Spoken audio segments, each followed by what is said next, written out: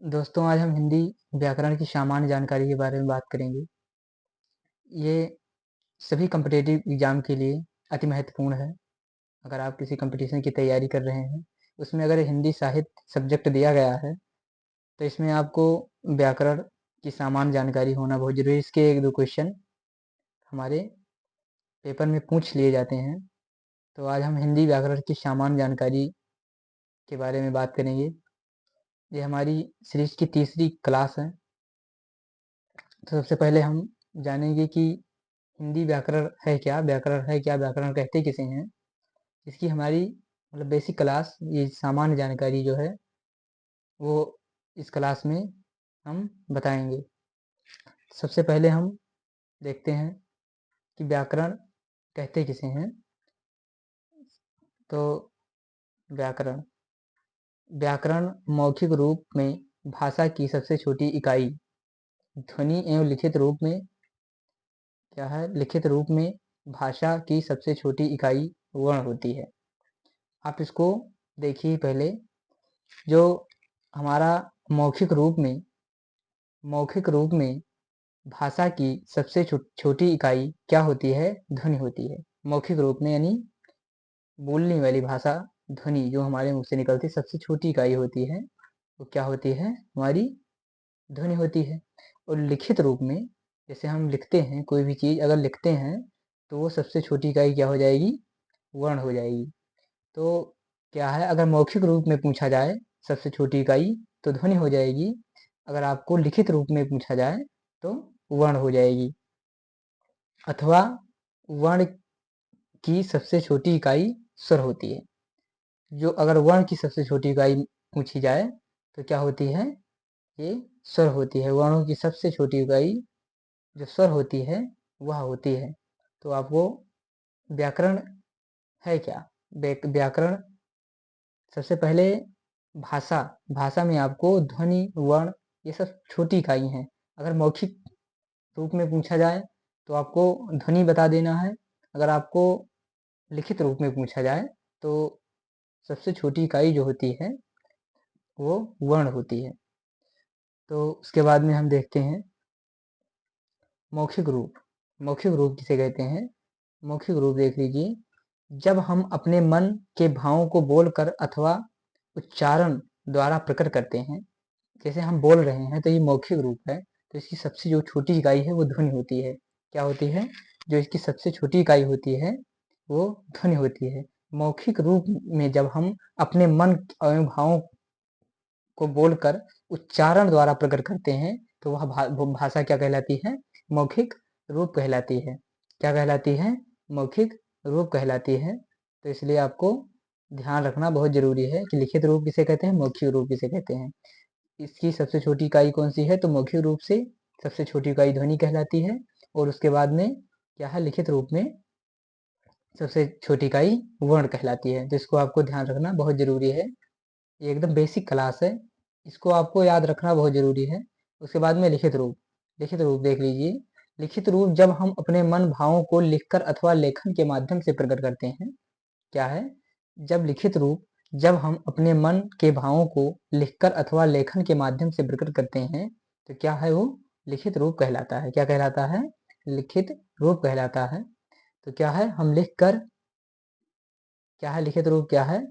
लिख कर या लेखन के माध्यम से, लेखन के माध्यम से हम किसी लेख को बता रहे हैं या कोई चीज लिखा है उसको देखकर हम बता रहे हैं तो क्या है? वो लिखित रूप हो जाएगा। यानी वो लिखा गया है, लिखित रूप हो जाएगा तो उसे क्या कहलाता है? लिखित रूप कहलाता है। तो ये क्या है?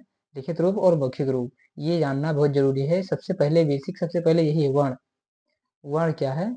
ये लिखित रूप से सबसे छोटी इकाई है और जो मौखिक रूप से है वो सबसे छोटी इकाई ध्वनि मानी जाती है। इसके बाद में हम देखते हैं ध्वनि। ध्वनि भाषा की सबसे छोटी अर्थात लघुत्तम इकाई है, किंतु अर्थ के आधार पर भाषा की लघुत्तम इकाई शब्द है। देख लीजिए। पहले एक बार आप पढ़िए इसको, पढ़ के तब आप पहले तब इसको समझ में आएगा। आप पहले पढ़ेंगे इसको तो समझ में आएगा। ध्वनि भाषा की सबसे छोटी अर्थात लघुत्तम इकाई है। जो ध्वनि है वो लघुत्तम इकाई है, सही है। किंतु अर्थ के आधार पर, जब हम अर्थ के आधार पर भाषा की लघुत्तम इकाई मानेंगे तो क्या है, शब्द, जो एक शब्द होता है उसको हम लघुत्तम इकाई, किसके आधार पर, अर्थ के आधार पर लघुत्तम इकाई क्या है, यानी सबसे छोटी इकाई क्या है, शब्द है। मौखिक रूप से क्या हो गया, ध्वनि हो गई। लिखित रूप से वर्ण हो गया। और जब अर्थ के आधार पर भाषा की सबसे लघुत्तम इकाई पूछी जाएगी, सबसे छोटी इकाई पूछी जाएगी, तो क्या हो जाएगा, शब्द हो जाएगा। जबकि अर्थ के आधार पर पूर्ण इकाई वाक्य है। जैसे अर्थ के आधार पर पूर्ण इकाई, जो अगर पूर्ण इकाई जो होती है वो पूरा वाक्य होती है, तो इसको आपको ध्यान रखना है। इसको पहले पढ़िए। एक भाषा में ध्वनि का उच्चारण, उच्चारण स्थलों का ज्ञान, लेखन मात्रा, पहचान एवं उनका प्रयोग, ध्वनि का वर्गीकरण आदि विषय एवं ध्वनि विचार के अंतर्गत विवेचित किए जाते हैं। ध्वनि लिखित रूप वर्ण है एवं वर्णों को व्यवस्थित और क्रमबद्ध समूह को वर्णमाला कहते हैं। क्या है, वर्णमाला। जैसे आपसे कोई पूछ लेता है कि वर्णमाला किसे कहते हैं, तो क्या है, जो वर्णों के क्रमबद्ध, व्यवस्थित और क्रमबद्ध समूह जो होता है उसे वर्णमाला कहते हैं। जो ये हमारे वर्ण होते हैं जो क्रमबद्ध से लगाए गए हैं, जैसे का, खा, गा, घा, गा, जिससे जो क्रमबद्ध लगाए गए हैं, ये क्रमबद्ध एवं समूह को ही वर्णमाला कहा जाता है। क्या कहा जाता है, इनके क्रमबद्ध समूह को ही वर्णमाला कहा जाता है। उसके बाद में देख लीजिए, भाषा शब्द भंडार, भाषा शब्द भंडार, शब्दों की उत्पत्ति, शब्दों का विकास, शब्दों का निर्माण, उसके बाद में शब्दार्थ आदि विश्लेषण शब्द विचार के अंतर्गत आते हैं। क्या किसके अंतर्गत आते हैं, ये सब शब्द विचार के अंतर्गत आते हैं। भाषा का शब्द भंडार, शब्दों की उत्पत्ति, शब्दों का विकास, शब्दों का निर्माण, शब्दार्थ आदि का विश्लेषण क्या आते हैं, शब्द विचार के अंतर्गत आते हैं। तो ये थी कुछ बहुत महत्वपूर्ण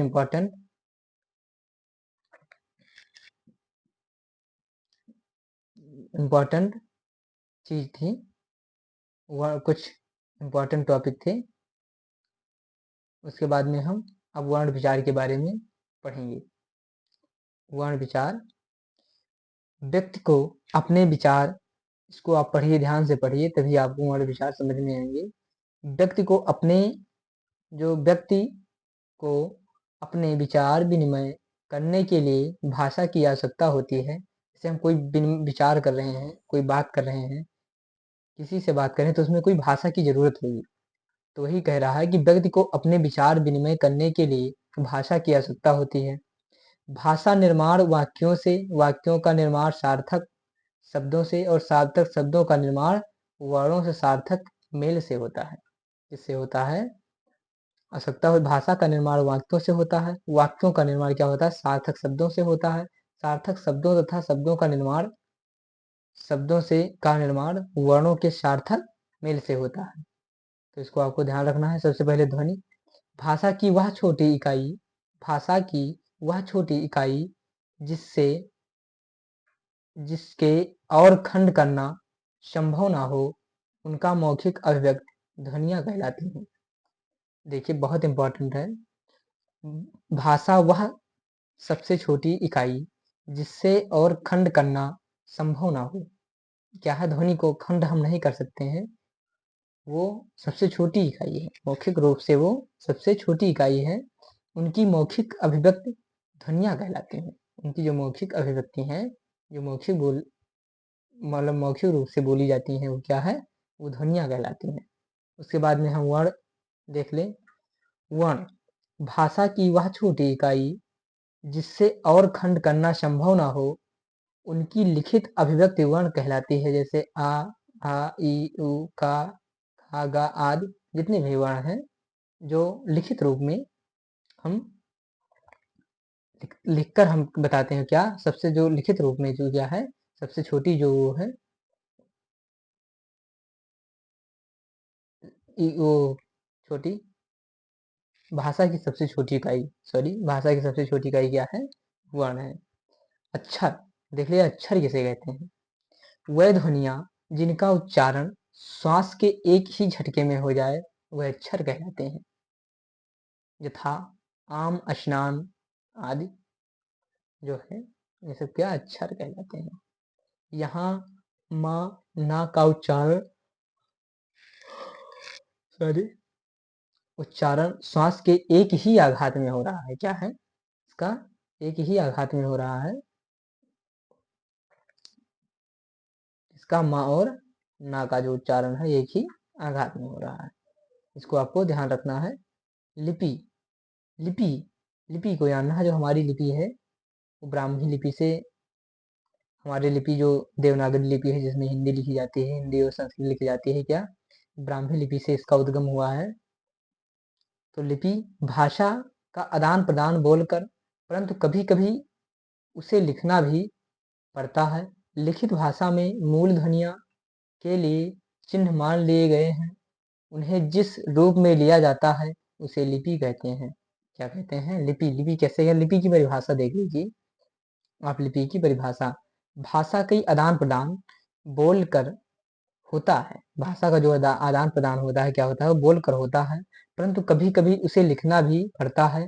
लिखित भाषा में मूल ध्वनियों के लिए जो चिन्ह मान लिए गए उन्हें उन्हें जिस रूप में लिखा जाता है उसे लिपि कहते हैं। लिपि मैंने लिखावट हमें किस लिपि में लिखी जाती है? जो हमारी लिपि जो हिंदी लिखी जाती है उसकी जो लिपि है वो देवनागरी लिपि है। इसकी खासियत भी हम आगे देवनागरी लिपि पढ़ाएंगे तो बताएंगे। उसके बाद में भाषा लिखकर प्रकट करने के लिए निश्चित किए गए ध्वनि चिन्ह लिपि कहलाती है। हिंदी भाषा की लिपि क्या है? देवनागरी लिपि है। हिंदी भाषा की लिपि क्या है? देवनागरी। ये भी कभी कभी पूछ लिया जाता है। जैसे अब क्वेश्चन देवनागरी हिंदी कौन सी लिपि में लिखी जाती है, ये क्वेश्चन आता नहीं है। ये सबको पता हो गया है। जो एक बार पढ़ लेता है उसको दिमाग में आ जाता है। इसलिए ये बहुत, इसको प्रश्न में दिया नहीं जाता है, लेकिन आपको पढ़ने के लिए आपको ध्यान रखना पड़ेगा। वर्णमाला, वर्णों या ध्वनियों के क्रमबद्ध समूह को वर्णमाला कहलाती है। क्या है? वर्णों या ध्वनियों के क्रमबद्ध समूह को वर्णमाला कहते हैं। इसको आपको ध्यान रखना है। मात्राएं, व्यंजन और अनेक प्रकार के उच्चारण को स्पष्ट करने के लिए जब उनके साथ स्वर का प्रयोग स्वर का योग होता है तब स्वर वास्तविक रूप से जिस रूप में बदलता है उसे मात्रा कहते हैं। जैसे गुरु कामता प्रसाद ने ये कहा है। भाषा की सबसे छोटी इकाई वर्ण होती है। इसको आपको पता ही है। अर्थ के आधार पर भाषा की सबसे छोटी इकाई क्या होती है? शब्द होती है। उसके बाद में देख लीजिए भाषा की पूर्णतया इकाई क्या होती है? वाक्य होती है। उसके बाद में हिंदी विश्व कभी भाषाओं का सर्वाधिक वैज्ञानिक भाषा है। क्या बात है! ये आपने प्रश्न में पूछ लिया जाएगा कि भाषा की पूर्णतया इकाई वाक्य है। छोड़ो, हिंदी विश्व की सभी भाषाओं में सर्वाधिक वैज्ञानिक भाषा है। सर्वाधिक वैज्ञानिक भाषा अगर पूछा जाए तो क्या है? वो हिंदी है। क्या है? वो हिंदी है। हिंदी वर्णों को दो भागों में बांटा गया है। पहला स्वर और व्यंजन। दो भागों में बांटा गया है, स्वर और व्यंजन। जो स्वरों के प्रकार हैं, परिभाषा देख लीजिए। वह ध्वनियाँ जिनका उच्चारण करते समय फेफड़ों से हुटी हुई आयु निर्बाध गति के बिना, रुकावट के बिना, बिना घर्षण के मुख विवर से बाहर निकल आती हैं, स्वरध्वनियाँ कहलाती हैं। अर्थात हमें देसी भाषा में समझ लीजिए, जिन वर्णों के उच्चारण बोलने में कम समय लगता है वह स्वर व्यंजन स्वर वर्ण कहलाते हैं। कम समय लगता है वह स्वर वर्ण कहलाते हैं। इसकी यही परिभाषा है। इतना ही लिख देना बहुत है। हिंदी स्वर की मात्राएं, हिंदी स्वर की मात्राएं देख लीजिए। तो छोटा है इसका कोई मात्रा नहीं होता। बड़ा का मात्रा, छोटी का, बड़ी का छोटा ऊ, फिर बड़ा ऊ ऋण, ये आए वो औ, मात्रा देख लीजिए। उसके बाद में क्या है? री। री जो है का दीर्घ रूप ऋ होता है। री का दीर्घ रूप ऋण होता है, परंतु केवल संस्कृत भाषा में ही प्रयुक्त होता है। ये क्या है? केवल संस्कृत ही भाषा में प्रयोग किया जाता है। हिंदी में केवल इसकी मात्रा प्रयुक्त होती है। इतना ही। तो री ही पढ़ा जाएगा हिंदी में। उसके बाद में दूसरा देख लीजिए। हिंदी भाषा में अंग्रेजी भाषा के एक आगत स्वर भी हैं जो केवल अंग्रेजी भाषा के शब्दों में प्रयुक्त होते हैं। वो है आ। जैसे डॉक्टर, कॉलेज, हॉस्पिटल आदि पर प्रयोग किए जाते हैं। इनका स्वनिम ये है चांद के बिंदी नहीं, चांद बिंदी के समान है। इसे इस तरह की मात्रा से दर्शाया जाता है।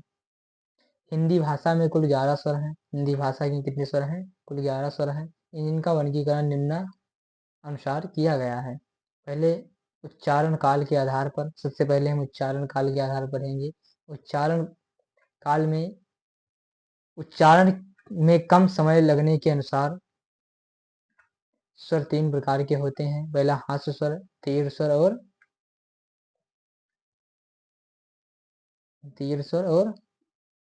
प्लुप स्वर। क्या है? दीर्घ स्वर, हास्य स्वर, दीर्घ स्वर और प्लुप स्वर। क्या है? हास्य स्वर, हास्य स्वर के जिनके उच्चारण में कम समय लगता है, जिन्हें मूल स्वर भी कहा जाता है। इन्हें हास्य स्वर भी कहते हैं और मूल स्वर भी कहते हैं। क्या कहते हैं? हास्य स्वर भी कहते हैं, मूल स्वर, जिसमें जिन स्वरों में सबसे कम समय, स्वर से भी कम समय स्वर लगता है, उन्हें क्या कहते हैं? हास्य स्वर। और इन्हें मूल स्वर भी कहा जाता है। अगर मूल स्वर भी पूछा जाए तो हास्य स्वर को ही मूल स्वर कहा जाता है। ये आ, ई, उ और रे, ये है दीर्घ स्वर, जिनके उच्चारण में हास्य स्वर से तुलना में दुगना समय लगता है, वो क्या कहलाते हैं? वह दीर्घ स्वर कहते हैं। ये 2 प्रकार के होते हैं। पहला का संधि स्वर, जो सजातीय हास्य स्वरों के योग से बने होते हैं। क्या है? जो सजातीय स्वर के वर्ण से बने होते हैं। जैसे सजातीय यानी अपने ही जात के, जैसे ये आ और आ प्लस आ से बनकर बड़ा आ, छोटी छोटी से बनकर बड़ी, छोटाऊ और छोटाऊ से बनकर बड़ाऊ। ये सजातीय जो है, सजातीय किसे कहते हैं? जो अपने ही जात से, जैसे छोटा से छोटा से ये अपने जात के ही दोनों, इसलिए ये संधि स्वर कहलाते हैं। खा हो गया संयुक्त स्वर।